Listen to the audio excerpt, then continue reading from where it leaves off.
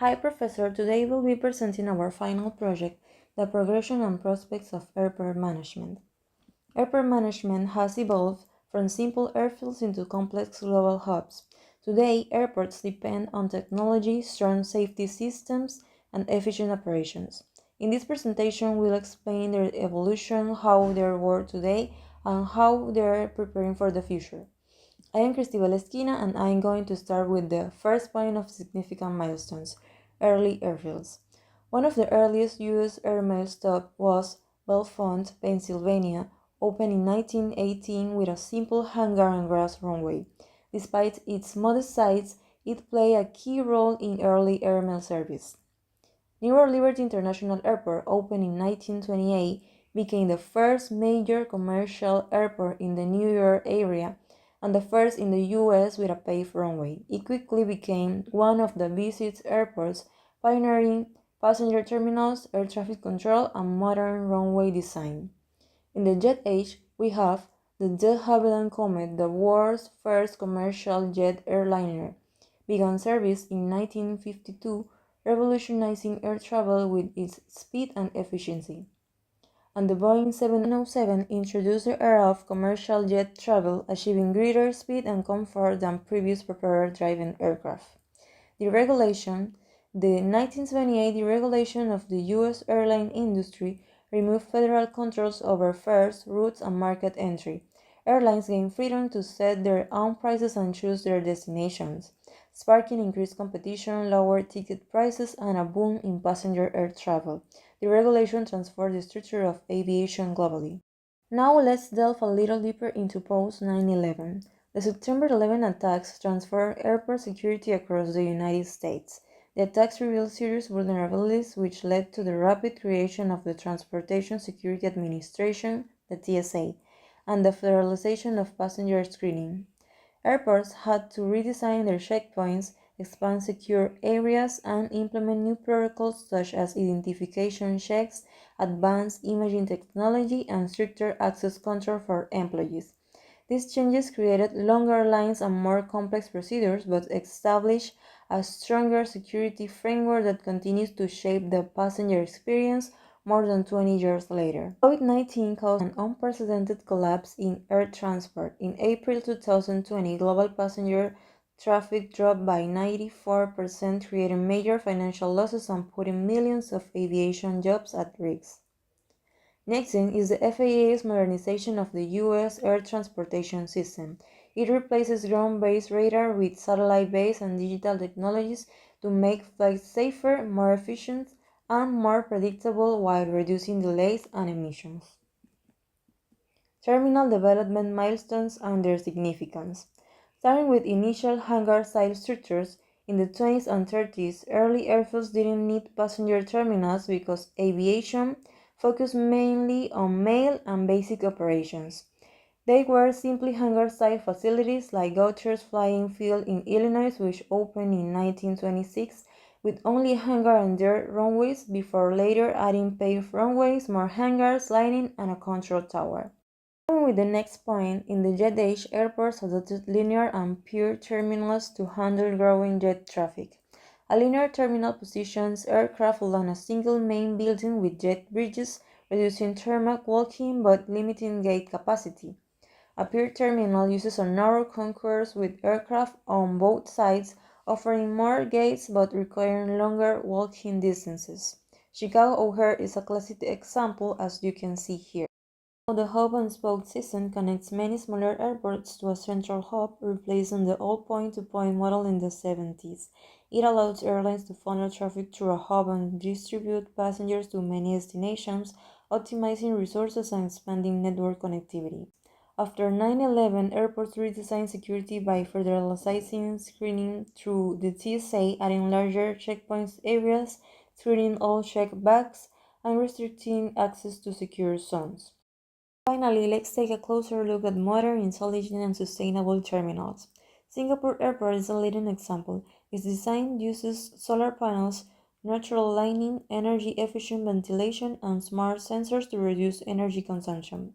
The airport also integrates nature through features like the rain vortex and the forest valley, which helped cool the terminal and improve air quality. Shiny further supports sustainability with water recycling, efficient waste management, and automated systems that enhance passenger flow and overall efficiency. Now my partner Jackson will continue.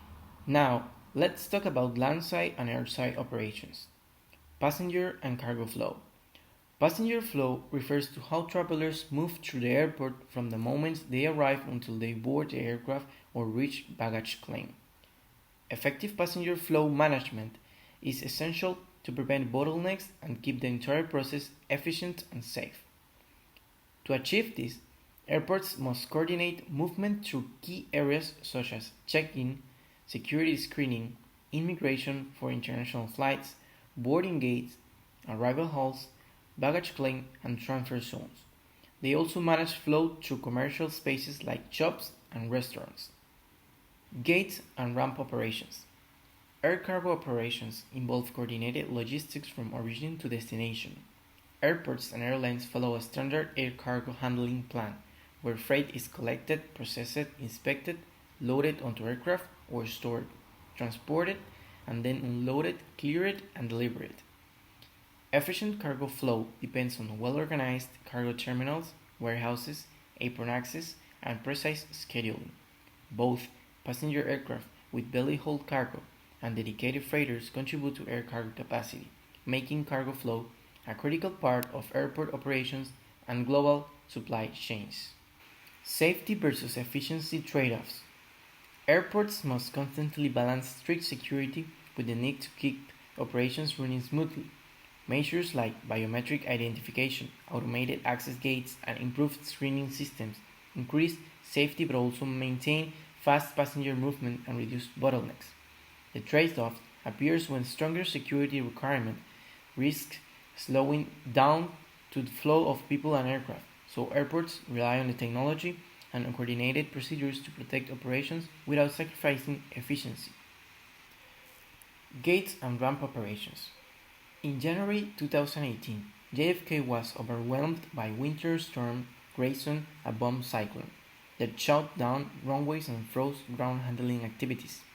As a result, gate operations collapsed.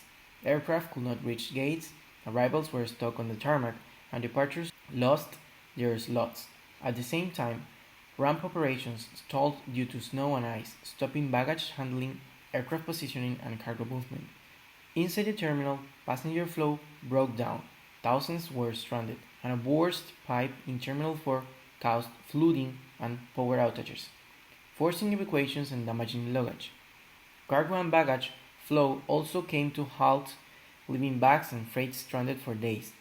An investigation later found that poor coordination and the lack of a unified command center made the situation worse.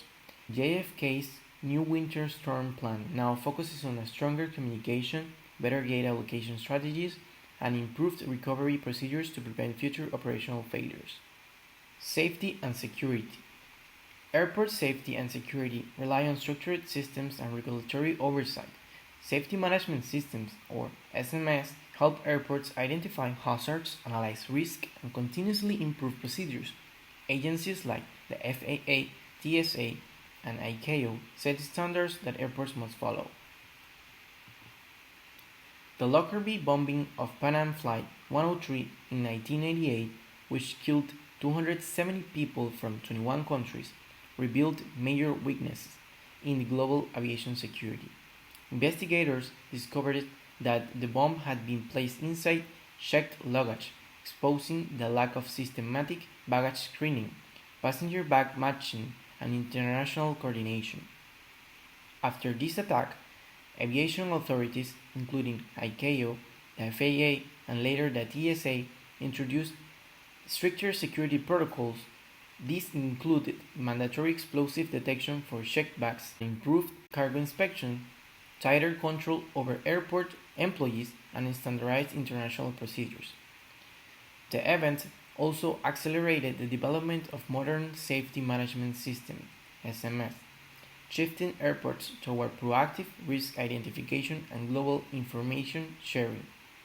Lockerbie became a turning point that reshaped how airports manage security, emphasizing prevention, oversight, and cooperation across countries.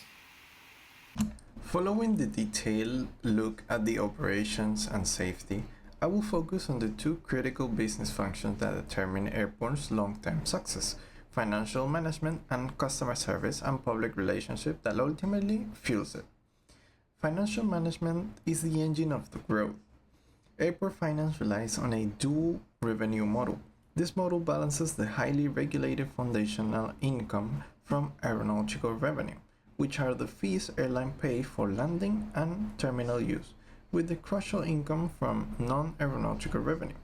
This non-aeronautical revenue is generated by passenger spending at shops, parkings, and restaurants, acts as the airport's growth engine because of its high profit margins, provide the financial stability needed to absorb traffic fluctuations. Effective management of these funds is critical for strategic investment. Financing huge projects like runways or new terminal expansions require managers to secure the best funding and critically use metrics like the internal rate of return to prove this project will be profitable before they commit billions of dollars. Ultimately, financial planning must be both secure capital and active manage risk to ensure the capital solvency.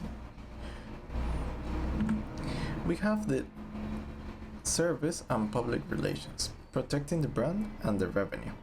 The second pillar is entirely focused on external perception. Customer service excellence is all about creating seamless, stress-free flow for passengers through strategic investment in technology like biometrics and real-time apps and continuous staff training. While smooth day is expected, true service is tested during irregular management. When flights are delayed or cancelled, where prompts, honest communication is vital to maintain trust with performance tracked globally via ASQ score. This links directly to the reputation manager by the public relations team, whose role is to protect the airport's brand and public license to operate. This requires detailed crisis management plans for transparent, on-field communication during any incident, alongside continuous communication relations to address local concerns while constantly demonstrating the airport's economic value. Strong service and PR are key because they boost passenger loyalty, directly encouraging higher spending and defending the airport financial stability. I will now hand over to Patricia, who will cover ownership governance and airfield marketing and competition. Okay, for this topic, we're gonna be talking about ownership and governance, and we're gonna be using Tocumen International Airport as an example.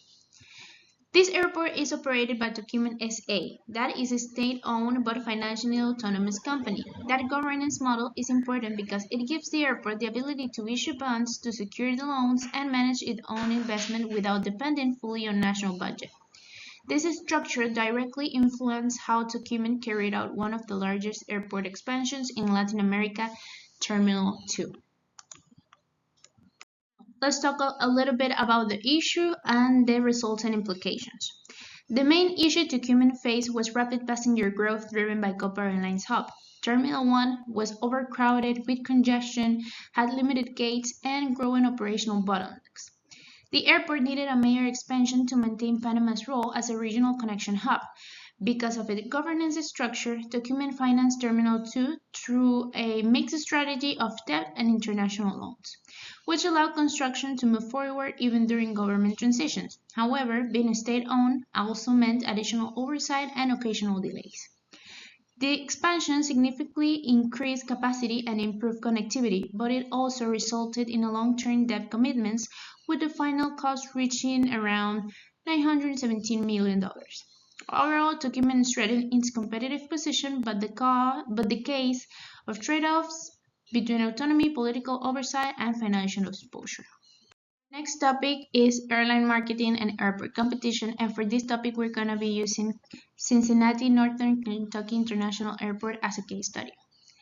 This airport provides a clear example of how airports must adapt when airline strategies change. For decades, Cincinnati was a major Delta Airlines hub, but starting in the mid-2000s, Delta reduced operations due to consolidation and cost issues. Losing hub status meant fewer flights, fewer destinations, and a decline in regional connectivity. Further explain this topic, let's talk about the issue and the decision and the results. The airport management of Cincinnati responded by shifting away from dependence on a single carrier. They marketed the airport to low-cost airlines, they reduced fees, and repositioned Cincinnati as a cost-competitive origin and destination airport instead of a transfer hub. This decision actually paid off. Passengers numbers increased, new airlines such as Allegiant, Frontier, and Southwest entered the market, and the airport diversified its operations. Additionally, Cincinnati attracted Amazon's air cargo hub, which created economic growth and helped stabilize the airport's long-term viability. These two cases show how governance structures and competitive strategies directly impact airport development, financial sustainability, and long-term success. Well, I'm going to talk about future evolution.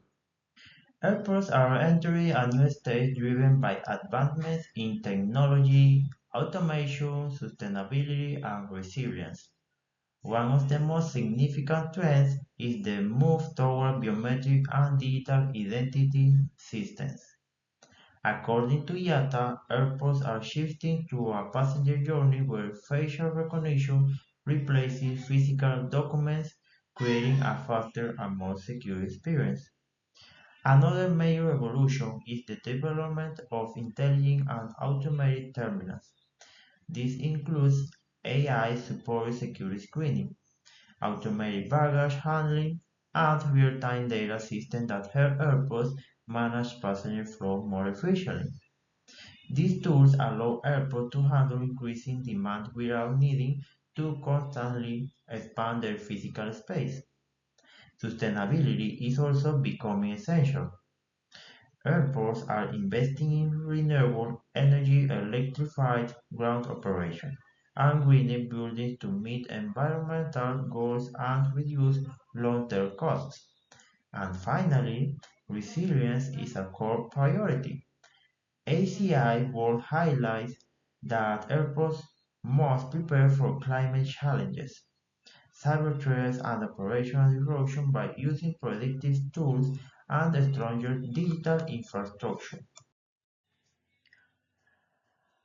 Our recommendation for future evolution is that airports should invest in a unified digital operation platforms that integrate biometrics, automation, and real-time data analytics across all airport functions. Why this recommendation matters? This single action prepares airports for every major future trend. A unified digital platform improves operational efficiency by predicting passenger flow, reducing bottlenecks, and supporting on-time performance.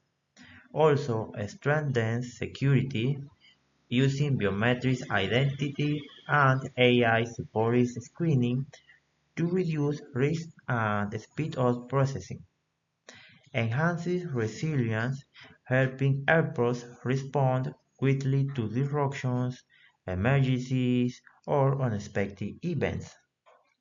Support sustainability because digital systems help reduce resource use and increase emergencies efficiency.